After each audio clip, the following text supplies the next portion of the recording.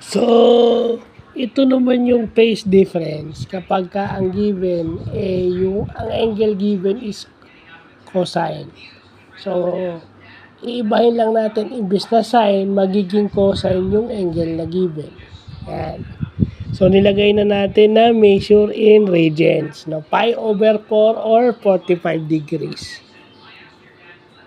Yan. No? So, yung answer natin is ito. Pero hindi pa tayo nakontento, yung 2.53 radians na nakuha natin, i-convert natin sa degrees. So, paano yon? 180 over pi or 57.29. Yan, ilagay ko. So, 144.98 degrees or 145 degrees. Yan. So, yan na lang yun. Yan lang tayo. Oh.